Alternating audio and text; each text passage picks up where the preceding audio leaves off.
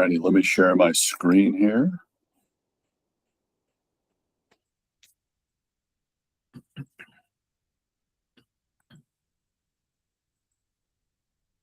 Can you guys see my screen? Yes. Yes, we can. All righty, excellent. So a couple of announcements first. Next week, which is May 23rd, we will not be having a class, nor will we be having one on May 30th. So the next class after this one will be, I believe, June 6th, whatever that Saturday is, the first one in June. Any questions so far on anything we've covered to date?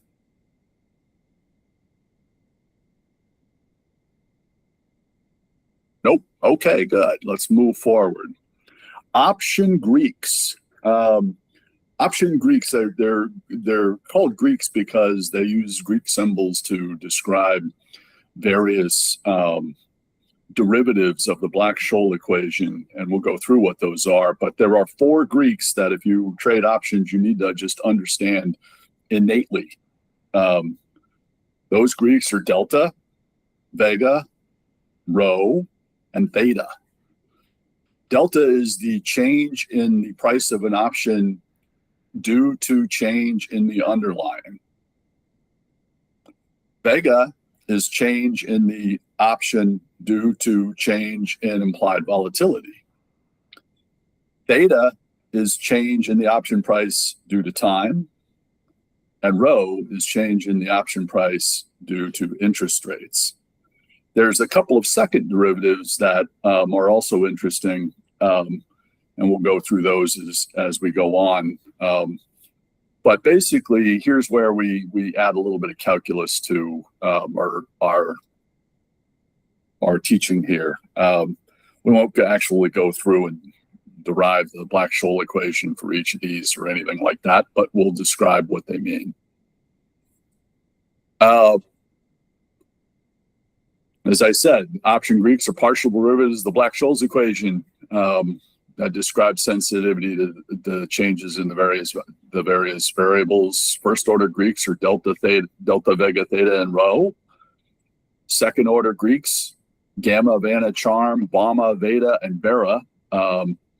Of those, gamma, vana, and charm are the ones that are most often used. Third order Greeks, speed, zama, color, ultima, parma, charma, are the names to the common third order Greeks. There are others. We could do a fourth order partial derivative as well. But once you get to third order, I've never seen anybody use a fourth derivative partial. And the third order ones are, I've heard of parma charma before get used, but you're in option market maker territory when you're looking at these sort of things. Okay. Delta is the first derivative of the option value with respect to the underlying asset price. Okay, few things. Basically, think of delta as the velocity of the change in price relative to change in the underlying. That's what it is, the velocity. The delta of a long call is always between 0 and 1, and the delta of a long put is always between -1 and 0. Okay.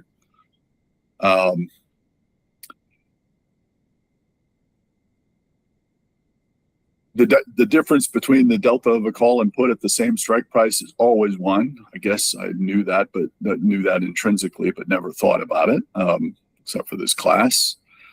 The delta of the underlying itself, say the delta of SPY, if you're using it as the proxy for the S&P 500, it is always 1. Okay. Meaning that it moves 1 for 1. If the asset moves 1%, then the change in price is also 1%. Delta is one of the most important things that we'll talk about, or that you need to have an understanding of when you're trading options. You may not think about it while you're actually making the trade. I don't, but it's something that I measure every day. I always want to know what my portfolio is in terms of delta. On the Discord the other day, on Thursday, I'd mentioned that I was short 3x, meaning that my delta was -3, which is pretty short for me. Friday came along and that was a good day for me. Vega is the first derivative of the option value with respect to the underlying asset volatility, the implied volatility. Okay. This gives you as the volatility changes, then how does the options price change? Vega is important in that some market makers, like for instance E-Trade, has a portfolio Vega requirement. You can get a margin call if you carry too much Vega. As a for instance, a lot of the rest of the stuff will just let you read on your own. You can get it off the video later if you wish. For long option holders, Vega is something that you want. Like I have some long puts, so and the market went down yesterday. Those long puts benefited from the fact that the market moved closer to my put value in Delta, and the volatility of the underlying asset also increased, meaning that they went up because of Vega as well. Okay, so if you're worried about changes in the asset volatility, you want to hold long positions in your portfolio as well as short. Okay, this right here is the most important sentence in here. Short option holders, Vega is an enemy. Theta is the first derivative of the option value with respect to the passage of time. If you're short options, theta is always your friend. Theta is your friend. For instance, the short option portfolio that I currently hold in my the short options that I currently hold in my portfolio are making me money as I am speaking to you, and I enjoy that. That's great. On my long option positions, theta is my enemy. I don't like those for my long options. For those of you that have traded with me or seen some of my posts for trades, you know that when I take long option positions, I take them many days or weeks or months or even years in the future. The rationale is theta. I don't want the passage of time to erode my position very much. I'm happy to allow Vega and Delta do their dirty work for me instead of theta. So when I take short option positions, I try to take them as close in time as possible, because theta works its magic in a really nice and friendly way that way. Okay, so if you sell options, theta is your friend. If you buy them, theta is your enemy. Rho is the first derivative of the option value with respect to the risk-free interest rate. Risk-free interest rate, if interest rates move higher, so do the price of options. If they move lower, so do the price of options. Realistically, Rho is something that matters for options that are longer in time. A year through 5 years, you might see the impact of Rho. If you're taking options that are a month in the future or shorter, unless the short-term interest rate is extraordinarily high, Rho really doesn't play a whole lot of change or play a whole lot in the value of that particular option. We're into second order partial derivatives now. Gamma is the second derivative of the option value with respect to the underlying asset price. Okay, which means that it is also the first derivative of delta with respect to the underlying asset price. Remember, delta was the first derivative of the Black-Scholes equation with respect to underlying asset price, and gamma is the second. So you could say that delta, I've heard it described this way before, which is why I'm bringing it up. Gamma is the first derivative of delta with respect to the underlying asset price. Think of gamma as the acceleration. Right here, we put it this way. Option value accelerates relative to changes in the underlying asset price. Okay. Gamma is most often used in terms of what an option market maker book looks like. If you're familiar with the term gamma flip point, the gamma flip point is where the estimated gamma of the option market maker's positions is zero. Below the gamma flip point, as the market moves lower, the market makers have to add to short positions, meaning that the price is likely to accelerate for the underlying asset. Above the flip point, the option market makers have to add to their hedges, meaning that they help move price higher as well. So the gamma flip point kind of matters a little bit in terms of a larger portfolio, but you can look at it for your own as well, and know how your option portfolio would accelerate relative to changes in the underlying. Most people measure delta. Gamma's a little bit more of a secondary thing. Vanna is the second order derivative of the option value with respect to the underlying asset price and volatility. So it could be considered to be the first derivative of delta with respect to volatility, or it could be the first derivative of vega with respect to the underlying asset price. Okay, take your pick. Vanna is an interesting Greek in that it measures the sensitivity of your portfolio to both volatility and price. Okay, volatility and price. Note the way that we talk about that. Vanna is the equivalent of the option delta sensitivity to changes in volatility. Okay, earlier we said that Vanna could be computed as the delta of the option, or the derivative of the delta of the option with respect to volatility. Well, that's measuring the delta sensitivity to change in volatility. Let's talk a little bit about, let's assume that you have an options portfolio comprised solely of long and short options positions with the same underlying. My portfolio always has S&P 500 related options to it. So mine is comprised of long and short put options, or call options, or a mix of both. But let's look just at the long and short put option side of it. It's important that the put strike price at the time that you make the Vanna hedge strike or calculation has a low probability of exercise at expiration. Okay. If you want to Vanna hedge your portfolio, meaning you want to reduce the sensitivity of the portfolio to delta and volatility, you can do that with one trade per expiration. And you do that with this equation right here. Sum of strike price times position value in terms of dollars for each option position with the same expiration, divided by the sum of the position values in terms of dollars. Okay, that gives you the strike price.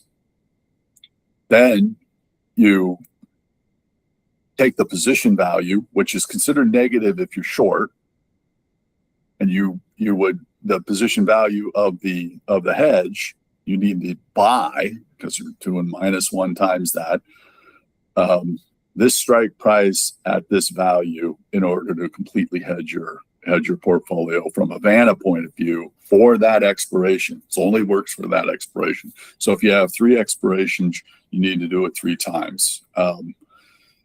If you're in a pinch, the market moved against you, or it moved overnight, and you decide that you don't want to play anymore, and you don't have time to go liquidate your entire portfolio or anything like that, the simplest and quickest and easiest thing to do is compute a Vanna hedge, and you do that with that with this mathematics right here below. At the beginning of the next class, if you guys remind me, I'll go through an example of how you do that with a real portfolio. I've done this before in the past. For those of you on the Discord, you can find that example in the information section of Slate Trader. But this is an important thing right here. I want to highlight this again and again. This is how you Vanna hedge your portfolio. Another way of doing that is simply to eliminate all of your positions, just buy them back at whatever price is effective in the market. But that's a little bit different. Charm is the second order derivative of the option value with respect to the underlying asset price and time. Okay, so this is somewhat theta related. I've heard charm used in various financial literature before. It's basically the equivalent of the option delta sensitivity to change in time. Delta decay is another term that I've heard used for this. How much delta do you get rid of per day? Ultimately, charm is your friend. If you are short options, it's your enemy if you are long options. Other second order Greeks, VAMA is the second derivative of the option value to volatility, which means that VAMA is the acceleration of the option value with respect to volatility. Beta is the second order derivative of the option value to volatility in time. So this is similar to charm, except that would be vega to the passage of time. And Vera is option value of interest rates and volatility. It's rho to volatility. There are others as well. Third order Greeks, I'll leave this to you guys to read.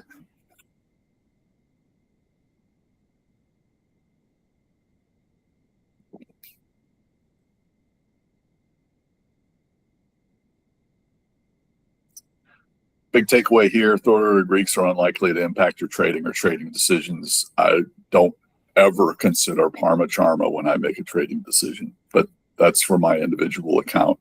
I think these things come into play if you're trying to make a market.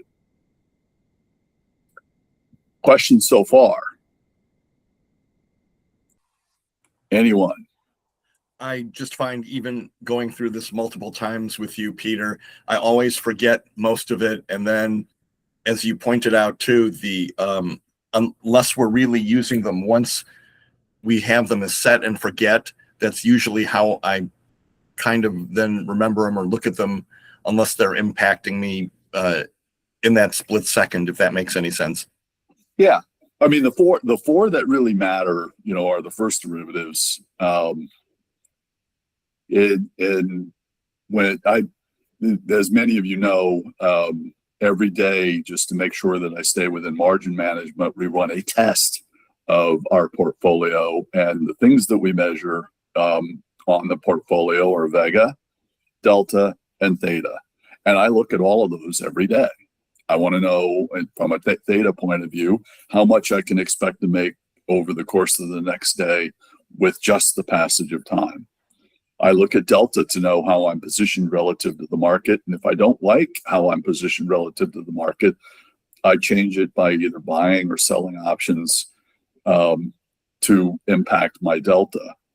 I look at vega partially because my broker has a vega requirement, and we test our portfolio vega against that requirement and make sure that I understand what that is and what the implications of that are. I often talk about the VIX. The VIX is a measure of options volatility, or of S&P 500 volatility, but it's actually derived from option prices, the S&P 500 option prices. And as a option short seller, you don't like the VIX going up, but if you're long, you do. So I make sure that I pay a lot of attention to vega. When my portfolio is very happy, I have a small vega. regardless of what my delta is. It's most happy if my delta is small and my vega is small and my theta is high. That's the best in a lot of cases.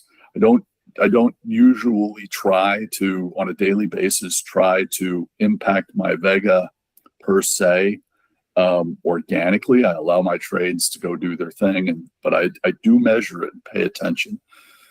So if you wanted to go think of from an option point of view, which three, if I had to pick three Greeks that I needed to understand for my option portfolio at any point in time, it would be vega, theta, and delta.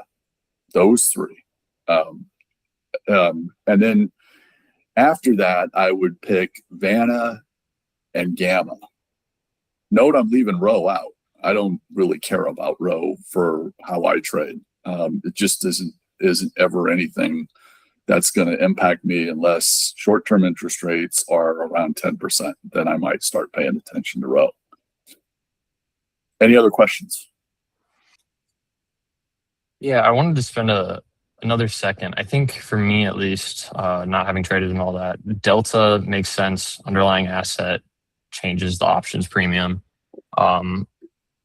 Theta makes sense. Time, it's fairly obvious. Implied volatility still gets me. Implied volatility. Let's talk a little bit about implied volatility.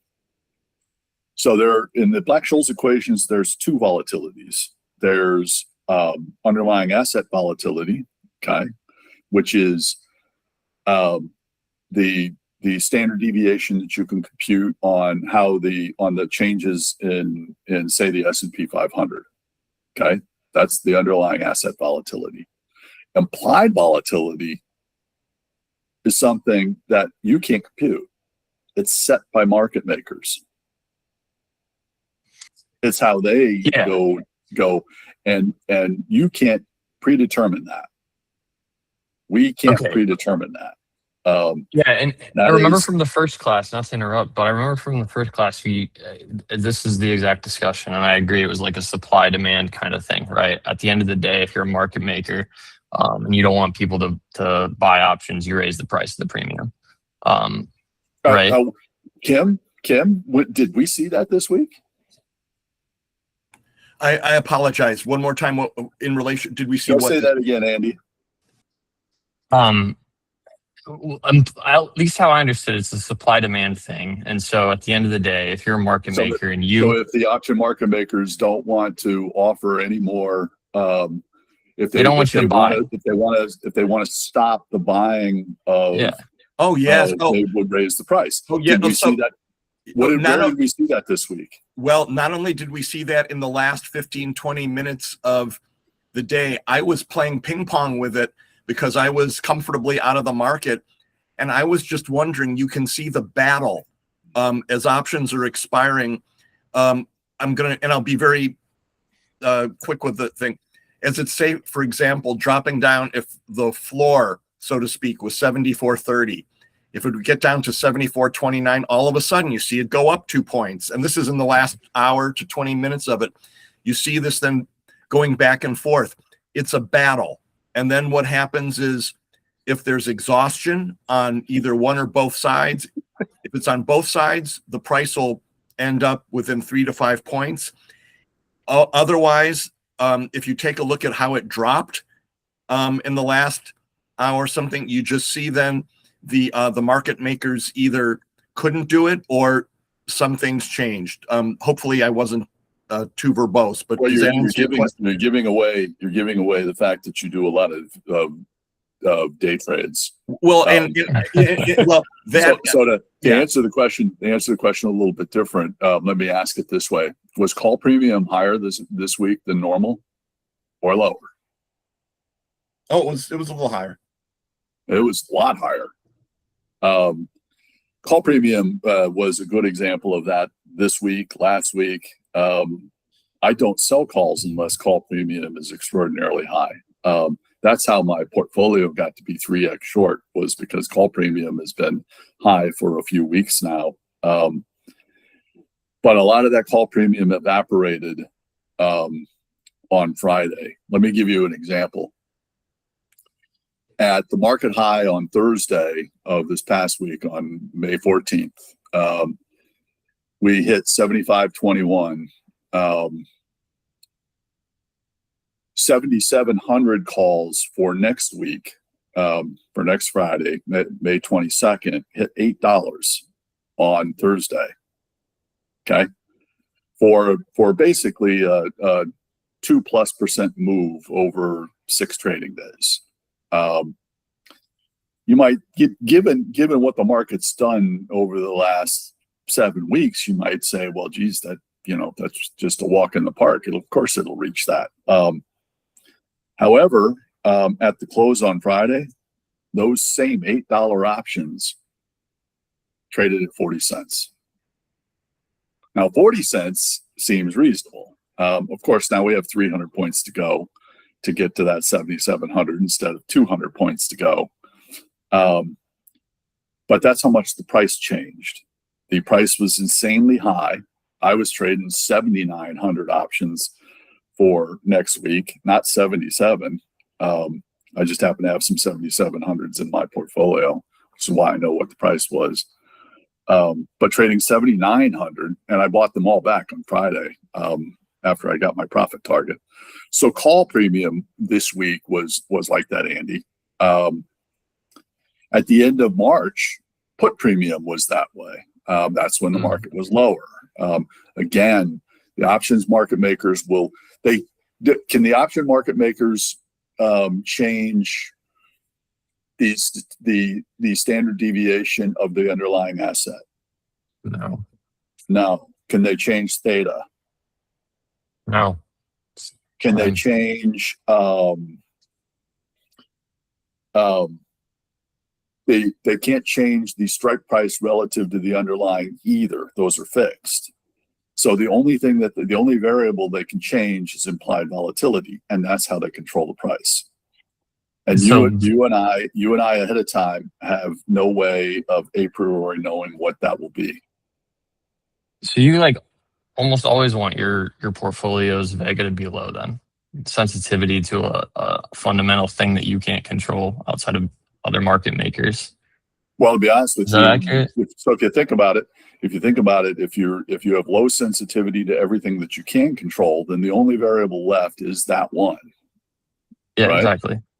And that one is the one that you can't control. So you would prefer to have it be low to that particular variable, but you don't know what direction it's going to go. Right. So it is the one that we care about the most. I care about implied volatility more than any other thing in my options trades. But I do my best to make sure that the things that I can control, I have control over. So for instance, I like theta. If I can get the price that I want for my option with the distance from the underlying that I desire, so that I have low chance that it's ever going to expire in the money. In other words, I'm making myself insensitive to delta. I can get my price for that at the shortest period of time. I am optimizing my delta and theta in that particular equation. And the one thing that's left is implied volatility. Okay. So that's where the VIX comes in. The VIX is a measure of how prices of option prices, if you will. And when the VIX is high, option prices are high. Any other questions on this option Greek topic? A Pharma Charma sounds like a Pokemon. Yeah, it does, doesn't it? All right, let's keep going. Okay, now we get into a little bit of statistics. Who can describe for me what the cumulative distribution function is? Good. We'll talk about it then. Here's the definition from Wikipedia. Probability theory and statistics, the CDF, of a real value random variable X evaluated of X is the probability that X will take a value less than or equal to little x. Doesn't mean a whole lot, does it? Right here. Let's describe it in other terms.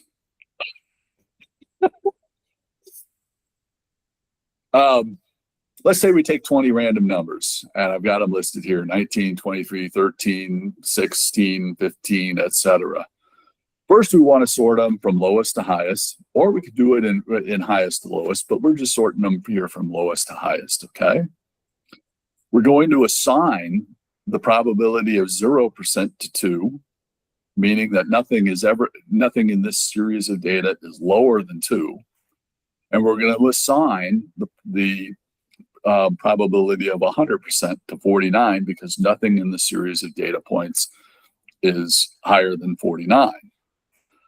And if you go through this data, okay, and you were to plot this on a scale of with the x value being 2, or of 0 to 100, and the y value being 2 to 49, and you put these numbers on here, you would have the CDF for the 20 random numbers. Back here, note that in the limit as little x goes to minus infinity, we assign the value of 0, and as it goes to plus infinity, we assign the value of 1. Well, we just did that with our sort. Lowest number to highest number in this data set. That is what a CDF is, a cumulative distribution function, okay? And this is, in the way I trade at least, and anybody who uses the Slate Trader data, this is ultimately how all of that data is computed using CDFs. So what can we say about this particular CDF? Well, there is no number in the set less than 2. There's no number greater than 49. The odds of another member of the data set being bound by the range 2 to 49 is 20 out of 21, meaning that if we just picked another number, and let's say the set had some meaning for some reason, the odds would be that 20 out of 21 times it would fit between these values. We would then have a new CDF. We'd have to recompute it because we would have one more data point. But the odds of another member of the data set being outside the range of 2 is 1 to 21. And if we did get in outside the range, we would have either a new 0 point or a new 100 point. So right now, one of the things that we can kind of say about this is, if we wanted to say that we wanted to pick a never lost, meaning it's never been higher than 49, ever been higher than 49. So 49 represents a point in which the set has never lost. Above 49 would be losing on the high side. Below 2, it's never lost below 2. If I was to pick 2 as my bet, I'm betting that the next number is not lower than 2. According to this math, I got a 20 out of 21 chance of that being true, and only 1 out of 21. If I can get enough money for betting 2, it's never lost below 2. Okay, then 2 sounds good. If it does lose, then I get a new number that's lower. Outside of these conclusions, there's not much else you can say, but we do have a basis for use of a CDF as a means of determining boundary values, meaning that right here, 2 is the lower bound, 49 is the upper bound, and the entire data set is within that. We can say that these are never lost lower limits and never lost upper limits. You do the same thing with 5%. 5 is a 5% boundary in this data set, and 47 is pretty close to 5 on this data set as well. We do that with 10. However, if we're doing 5, note that only 90% of the numbers are bound between that. Okay, we can determine a boundary value. How do we compute a CDF for financial data?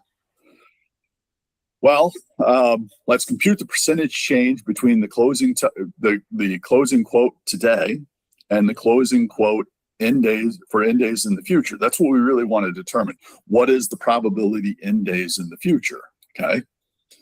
Well, today's close minus the prior day's close divided by the prior day's close represents 1 day of trading activity. Okay.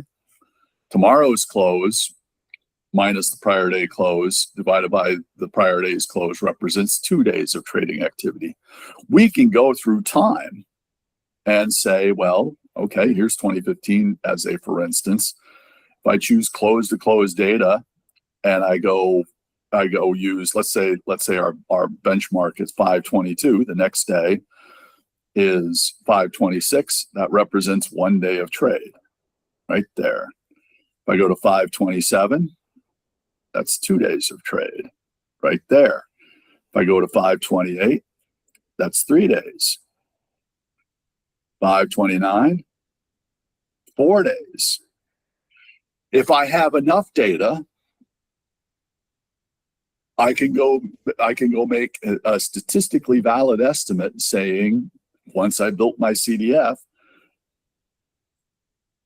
that I've got a range bound set of data where I can estimate it is never, ever, the change in price has never been lower than a certain low value and never been higher than a certain high value. That's how Never Lost has come up with. And if I have enough data, I can determine 1% values, 2% values, less than 1%, et cetera, et cetera. In the Slate Trader data, I don't allow a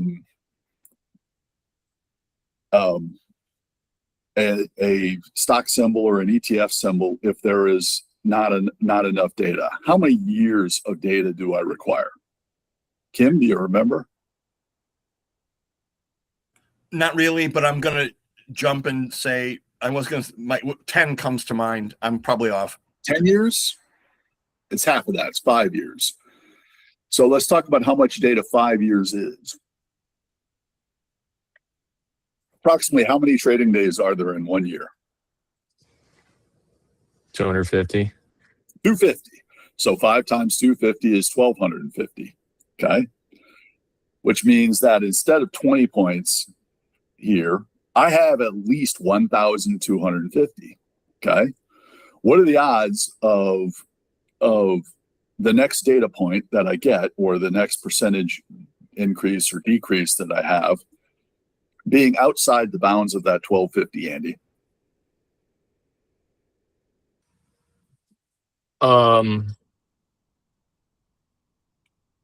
Repeat it. Sorry. Outside of the What are bounds. the So odds? it's What are the odds?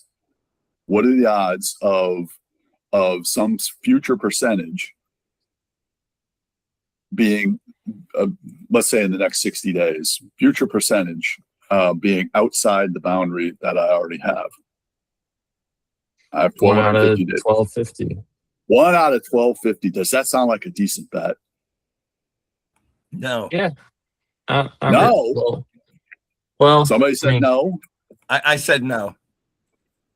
Who is that? 0.0008% chance. That's pretty It's low. me, Kim. I'm thinking that's as a gambler like you, Peter, and probably Andy and half of us other degenerates. that's not a good bet I'd want to put my money on, even as a flyer. I would put my money on it not happening. Right. That's what I meant. Meaning you would sell that option. You would sell that Never Lost option. Okay. We haven't gotten to the full thing here yet, but remember, these are percentage changes, right? And what we're doing is building a set of percentage changes for 5 years. Now, for SPX, the Slate Trader data has data going back to 1962. Okay. How many days is that?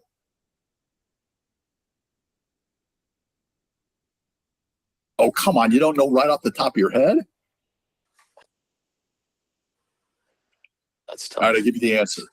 It's 16,202. And the only reason why I know that's because I looked it up for this class.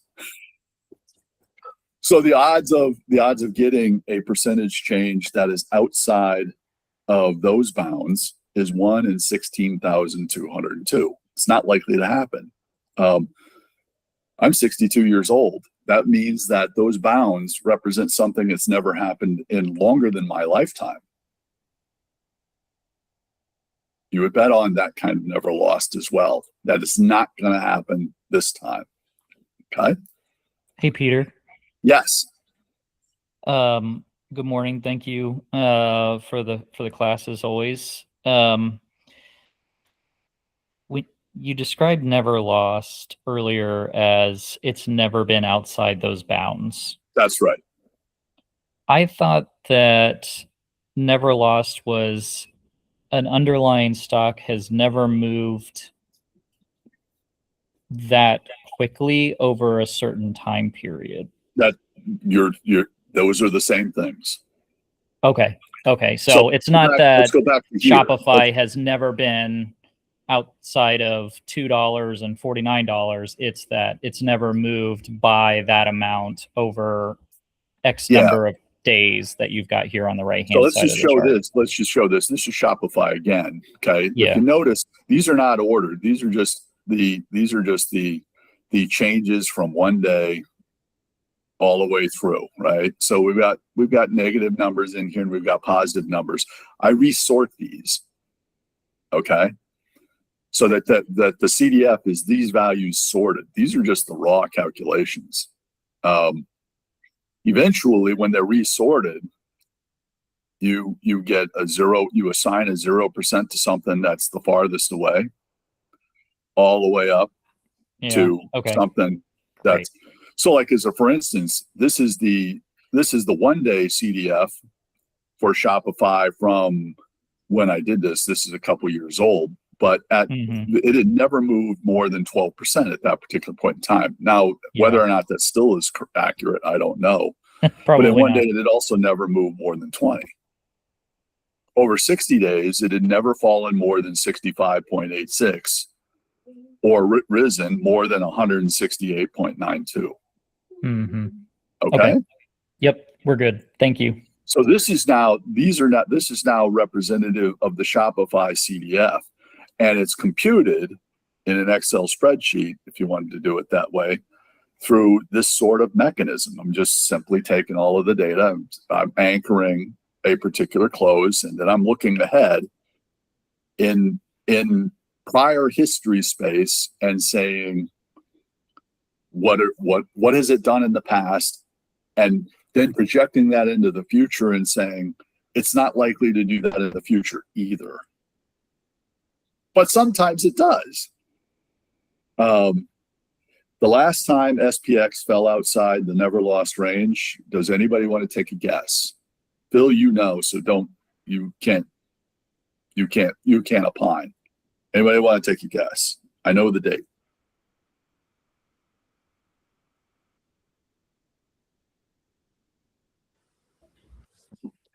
March 23rd, 2020. Was the last time SPX, the S&P 500, had a point that fell out of its never lost. Do you remember what was going on then? That's COVID, right? That was COVID. That was COVID. March 23rd, 2020. Now, since March 23rd, 2020 is in our past, that's now one of the never lost points. Okay. Before that, we had a handful in 2008, 2009. There's some from the 70s. The one day lower limit. Does anybody remember what that was?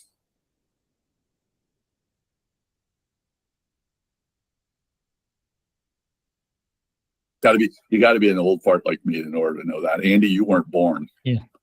Is that Black Friday? That was Black. I don't know. Black Monday. Black Monday. October 1987. Down 20%. So that for 1 day, that was the worst that we've ever had in a single day. Okay. But this is how the Slate Trader data is computed for every symbol. And it's updated as time goes on. So if you see something that has a never lost violation, it will get corrected as we move on, and that becomes the next never lost. So as time goes on, we just fill this in. You get more and more and more data. Okay, this is what CDFs look like. If you're a statistician, this would look. You would be able to say that the probability density function PDF would look like a bell curve, because that's what the CDF of a bell curve looks like, something like this. Okay, it's what the 60-day looks like. How do we turn this into price? Well, it's just math. So if I'm going to move 65, let's say Shopify closed at 111, all I have to do is translate that into a price. Closing price of 111 minus 65, boom, 37.89. 298.50. Any questions on that? When I'm providing you with prices in the Slate Trader data, this is all I'm doing. Looking up these values in the CDF and applying them to the prior day closing price. I do remember CDF, or that Shopify had a big thing. So this was an old data point. Okay. That's how we do the projections in the future. Any questions? Note that all of these are listed with a patent number. So these we've already filed as for a patent. I believe it's still pending. For Rocky, really quickly, are there any underlying requirements on the data set for CDFs to be computed? Or is it? Well, I require 1250 because I don't want to go do a T-score or a Z-score. So yeah, well, once you get to a certain point statistically, you can pretty much say that or with very little error, you can go and say that the future is likely to be bound by the past if the data set is the same data set. So like, for instance, you can't use the CDF for shop for a different stock. It's not the same. Yeah, of course. And okay, and you're just talking about the data set size. And if you only have 1 year's worth of data, well, that's only 250 data points. Yeah. That doesn't mean that it's going to be valid for the year in the future or beyond that.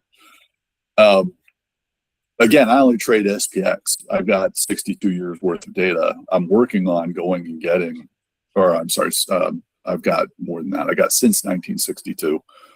I'm working on going and getting back to 1928, which is as far as you can go, and including that. Then I would have nearly 100 years worth of data.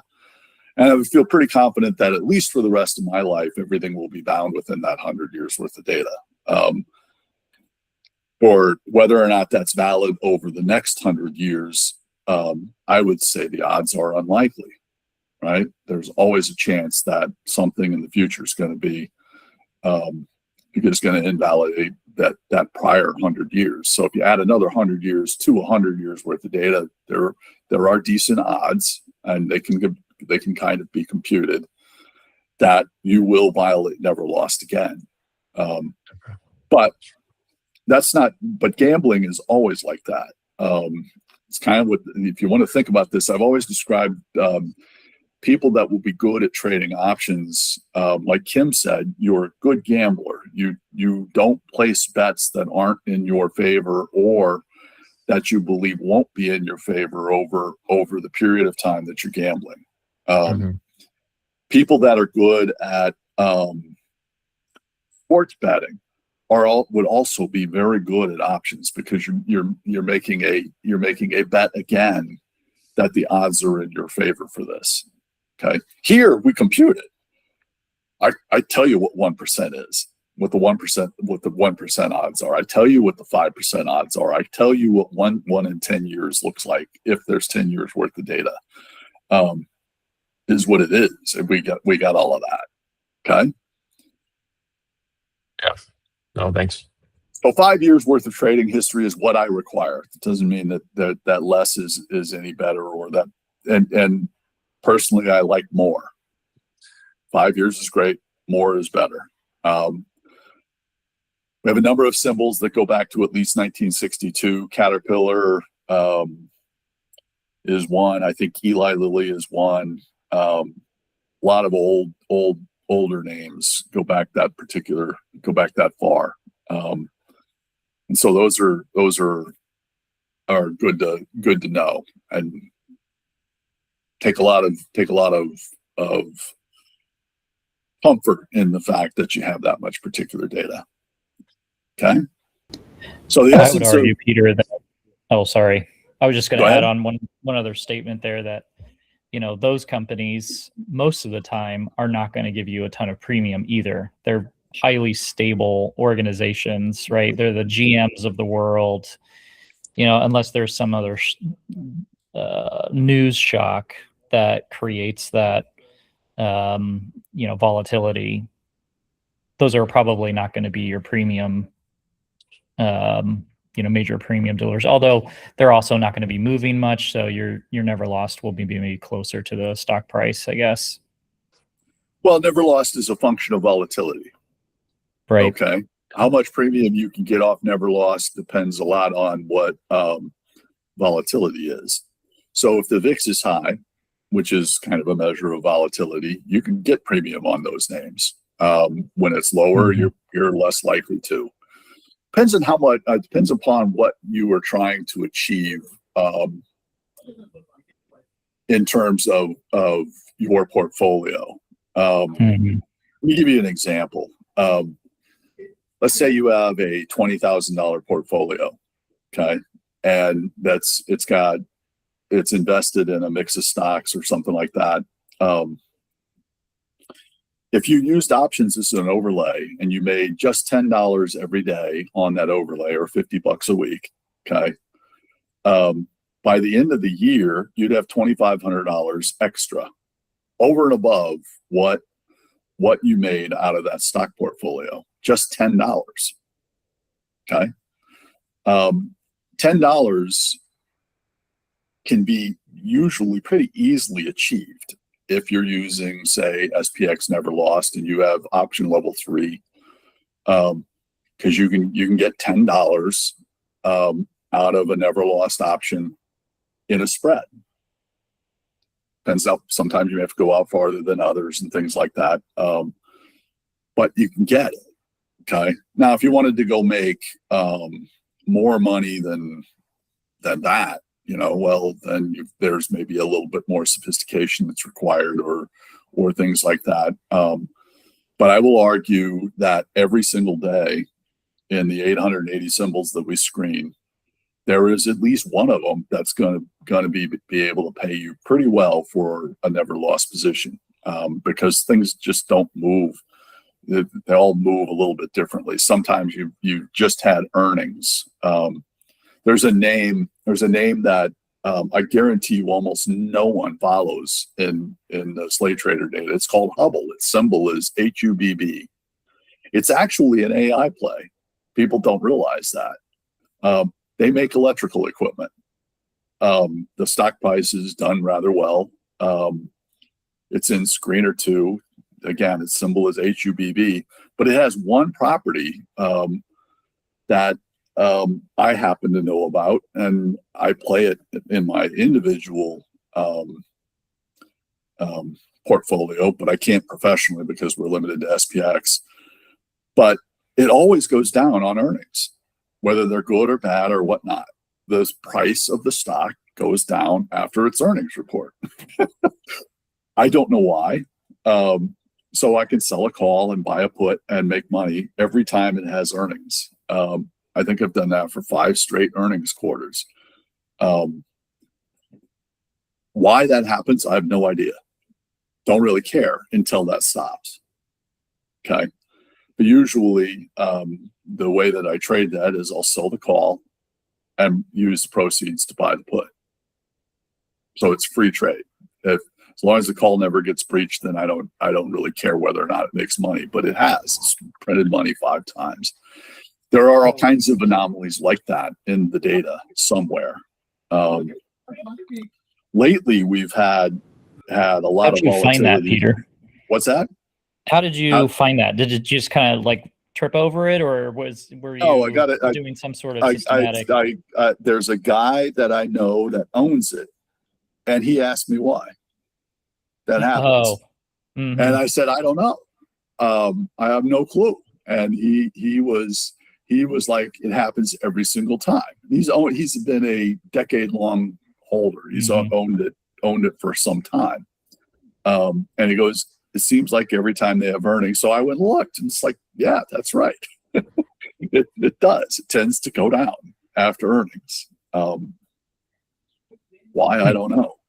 But it is an AI play. He's done well with the stock. Again, they make electrical equipment. You can find some of their stuff at Lowe's or Ace Hardware, because they make outlets like GFCI outlets and things like that that you buy at a hardware store. But they also make other things for utilities and whatnot. Okay. But somewhere in the Slate Trader data, there is going to be a stock almost every day that is experiencing some sort of high volatility. I don't necessarily know what they always are, but I do provide that little color screener for you to help out with that. Any questions on any of this? This is highly important, this part.